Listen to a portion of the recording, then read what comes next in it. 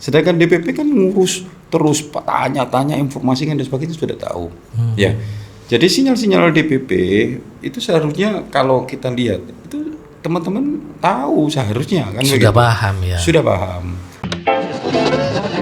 The white zone is for immediate.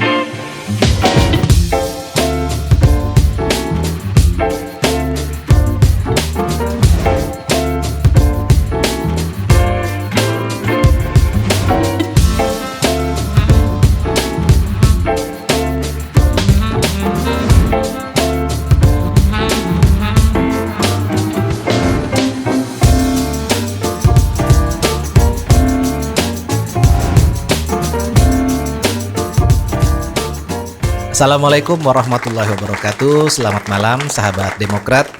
Hari ini kita kembali berjumpa dengan Ketua DPC Banyuwangi, Bapak Michael Edi Haryanto. Selamat malam Pak Ketua. Selamat malam. Assalamualaikum warahmatullahi wabarakatuh. Waalaikumsalam.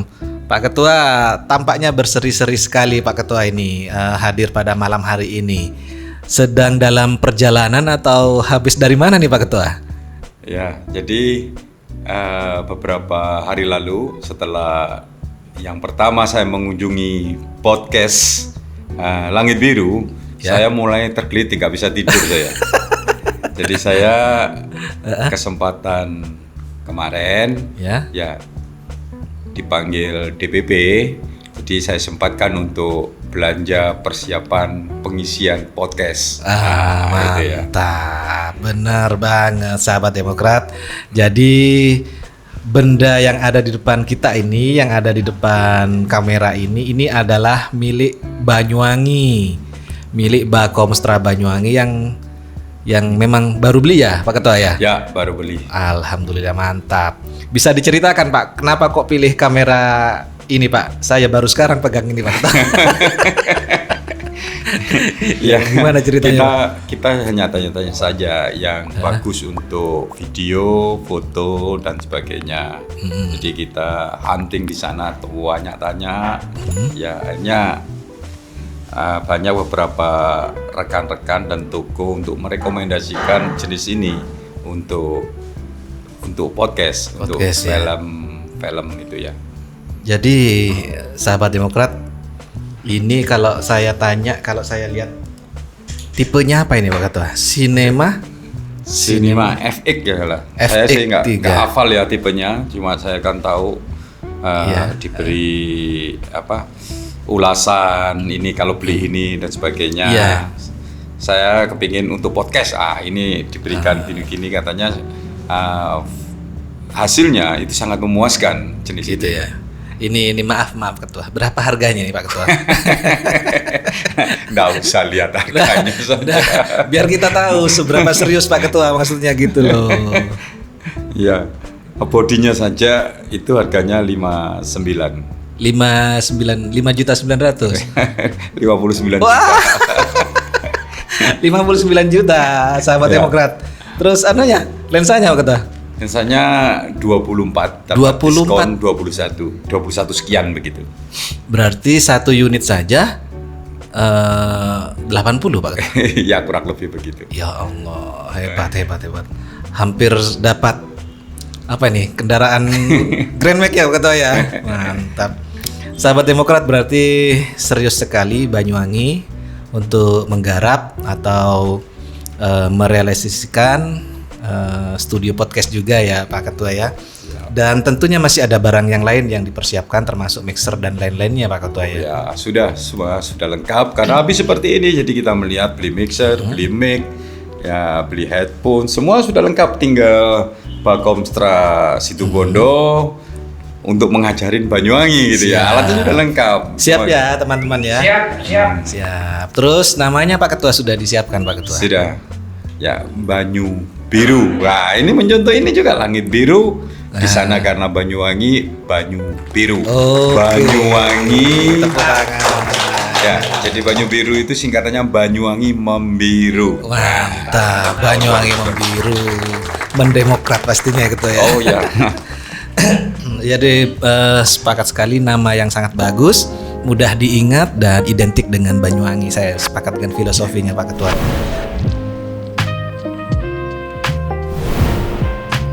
dalam rangka pembelian alat saja ke Jakarta, mungkin ada kegiatan yang lain Pak Ketua? Oh ya, jadi ya justru Serius ini. Ya. Jadi saya kebetulan ada undangan dari Oke. KPP Bapilu.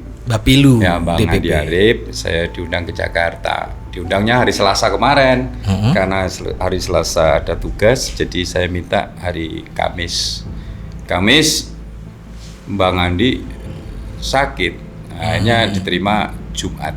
Jumat. Kemarin berarti ya? Ya, kemarin Jumat langsung ketemu Pak Sekjen di sana. Terus ada yang informasi yang bisa kita dapatkan Pak Ketua seputar pemilu atau dalam rangka apa terdekat Musda mungkin Pak Ketua? Oh ya, Gimana, jadi pertamanya itu untuk pileg, Untuk dapil-dapil yang tidak ada DPR RI-nya itu Ya. dipanggil. Ya, kira-kira ada nggak caleg yang akan diajukan untuk tahun 2024? Iya, Banyuwangi salah satunya dapil Pak Janur juga. Ya betul. Banyuwangi situ Bondowoso ya. Nah, itu. Ya. Terus Jadi kita ditanyain dan juga saya ditawarin untuk maju DPR RI. harus diambil Pak Ketua. Harus ada waktunya ini pimpinan DPRD soalnya Pak Michael Ya, ini. saya katakan kalau perintah partai saya siap. Pak Michael dipersiapkan untuk maju ke RI tapi ya siap tapi ya Pak Michael ya. Ya, bukan dipersiapkan, kami diminta ya untuk supaya dapil 3 ini Banyuwangi Situbondo Bondowoso harus ada. Harus ada. Ada DPR RI-nya ke depan. Jadi saya diminta untuk maju begitu. Mantap Pak Ketua. Jadi di periode kedua ini Pak Michael sudah harus sering berkunjung ke Situbondo ini Pak Michael. Kalau ingin mendapatkan suara dari masyarakat Situbondo, Bondowoso juga sudah harus sering main-main ke Langit Biru Podcast ini Pak Ketua. Pastilah. Mantap. Lalu ada agenda lainnya yang perlu kita pahami atau kita ketahui Pak Ketua? Ya, bukan agenda ya. Jadi kami ya tanya mengenai musda, kapan kira-kira musdanya dan sebagainya begitu. Terus belum ada jadwal masih Pak Ketua ya? Ya, Januari tanggalnya masih belum, kira-kira pertengahan Januari begitu. Pertengahan Januari. Karena kita harus menghadapin verifikasi faktual masing-masing di DPC. Jadi saya mengatakan harus segeralah supaya kita bisa untuk ikutin verifikasi dengan tidak terburu-buru. Betul, karena keputusan MK terbaru kan semua partai diberlakukan Iya. verifikasi faktual, bukan hanya administrasi saja Pak Ketua. Dan musda nanti aturannya seperti apa Pak Ketua? PO organisasinya itu seperti apa? Apakah banyak-banyakan suara atau gimana Pak Ketua ini? Oh ya, sebetulnya PO sudah keluar, bisa dibaca kan begitu. Dan kebetulan saya juga beberapa waktu lalu saya ketemu DPP ya, ya orang yang menentukan lah ya mengenai musda-musda di seluruh Indonesia ini. Jadi saya juga membaca PO-nya. PO-nya tidak sama dengan yang seperti sebelumnya. Kalau sebelumnya kan ketua-ketua DPC memilih, jadi yang terpilih yang paling banyak didukung oleh ketua DPC itulah yang jadi. Otomatis ya. Tapi sekarang PO yang baru ini itu saya sangat cocok karena untuk mengurangin ya persoalan-persoalan yang ada di bawah. Ya, ketika mana yang menang pasti ada banyak perselisihan mendukung dan sebagainya kan begitu. PO yang terbaru seperti apa Pak? Ya, yang terbaru ini 20% ya didukung oleh DPC itu sudah bisa menjadi calon. 20%. 20%. Contoh Jawa Timur ini berapa kabupaten? 38. Hanya 8. Minimal didukung 8 DPC itu sudah bisa mencalonkan. Sudah bisa maju sebagai calon. Sebagai calon. Nah, bukan berarti yang didukung banyak itu jadi. Oh, seperti itu. Ya, jadi seperti yang terjadi di Kalimantan Timur, ya. Di Kalimantan Timur kan sudah selesai kan begitu. Iya. Jadi Musda itu bukan untuk memilih ketuanya, tapi konsolidasi untuk menentukan siapa yang bisa mencalonkan menjadi ketua DPD. Kan itu. Jadi si A misalnya didukung Ya. 80%. 80%. Nah, si B 20%, hanya 20%. Oke. Bukan otomatis yang 80% ini menang. Terus itu Itu masih itu ada proses selanjutnya? Setelah mendaftar, ini kan berarti ketika ini 80 ini 20 misalnya Iya. mendaftar kan memenuhi persyaratan. Minimal. Minimal memenuhi persyaratan. Oke. Setelah itu sudah tidak dihitung. Suara ini tidak dihitung. Oh, ini yang banyak pasti jadi begitu. Iya. Tidak, akhirnya yang terakhir itu fit and proper test. Oh, langkah selanjutnya ya. Fit and proper test itu yang menguji itu ada 3 di DPP. Ketum, Sekjen, dan PPOKK. Hanya 3 yang menentukan. Oh. Ya, 3 inilah yang mungkin yang mencari informasi siapa yang kira-kira yang kira-kira bisa membesarkan partai itu siapa. Oh. Jadi justru saya sangat senang dengan sistem seperti ini ya. Ya. Dan DPP itu tidak main-main. Tidak main-main kalau saya lihat sekarang. Jadi hampir semua lah ya seperti ini, justru di Demokrat ini ada demokrasinya ya, dari bawah mengusulkan kan begitu. Ya. Dan DPP ketika saya ya diskusi bersama DPP saat itu, kita banyak kita tanyakan ya. Jadi DPP akan turun ngecek ya. Okay. Calon A, calon B ini detail sekali ya. Calon A bagaimana jika memimpin ketua DPD. B bagaimana? Kira-kira antara A dan B ini yang bisa membesarkan partai itu siapa? Dan sekarang bagusnya tidak ada intervensi. Nggak ada main uang dan sebagainya, nggak ada. Justru DPP kan akan melihat mendukung A karena apa, mendukung B karena apa, mendukung A banyak ya misalnya. Tapi kan kalau A bisa, pendukungnya A bisa menjelaskan bahwa ini yang bisa membesarkan partai, alasannya dengan jelas dan bisa membesarkan partai, gitu. Itu ya pasti DPP itu mendengar. Tapi hak vetonya itu di DPP selama ini penentunya. Karena saya lihat DPP tidak main-main ya, benar-benar ingin partai ini besar. Tidak ada main-main dengan uang dan sebagainya.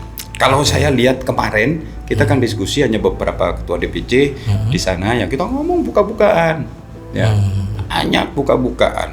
Iya. Dan ditanya satu-satu, kira-kira si A ini bagaimana, si B bagaimana, kan begitu. Iya. Mana yang bisa membesarkan partai ini, itu dan DPP sudah pegang dan tidak akan membiarkan lah, apalagi Jawa Timur ini sebagai tolak ukur. Jadi tidak main-main, dan saya juga mendukung ya mana yang paling untuk membesarkan partai ini. Nah, setelah 80% misalnya, 20% misalnya ya. Iya. Ini setelah daftar itu sudah dinulkan. Gitu. Jadi yang bermain sudah yang itu udah diserahkan kepada DPP. Artinya tugasnya DPC cukup mengantarkan sampai di calon saja. Calon saja, tidak menentukan siapa ketua, tidak ada. Itu PO-nya. Oh.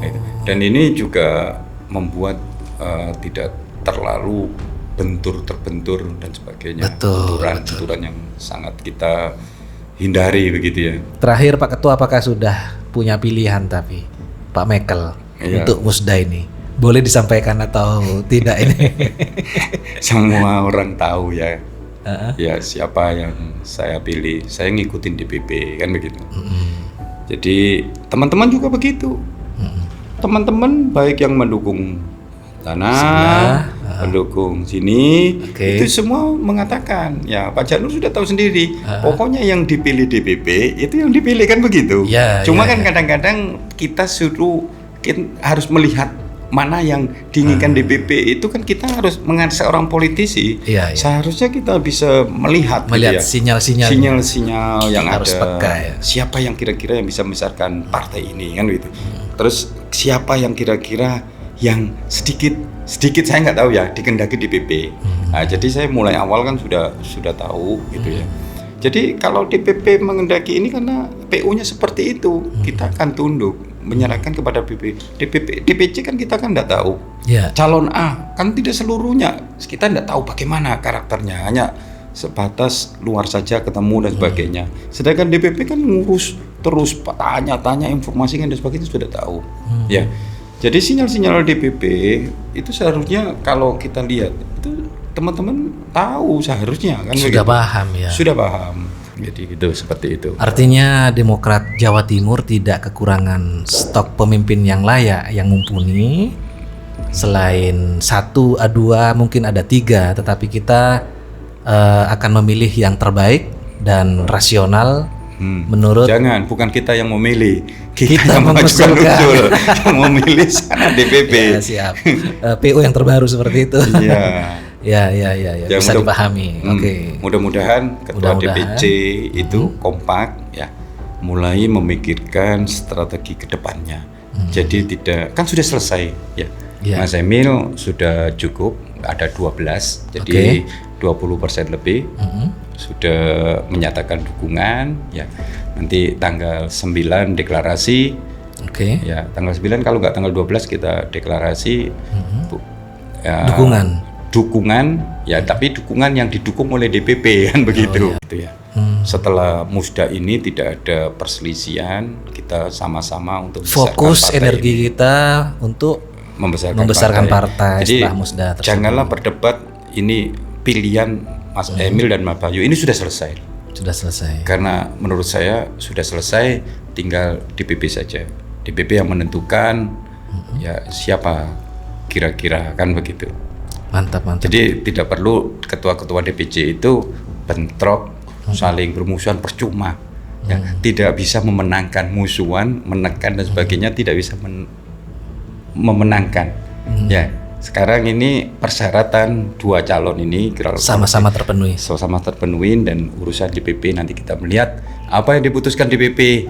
Saya harapkan teman-teman support ya bekerja. Kan tidak ada hasilnya, malah merugikan kita. Siap. Tarung dan sebagainya. Oke. Jadi memang benar sekali apa yang disampaikan Pak Michael, Ketua DPC Partai Demokrat Banyuwangi. Marilah kita bersama-sama dengan semangat musda, yaitu konsolidasi berarti ya Pak Ketua ya. Konsolidasi.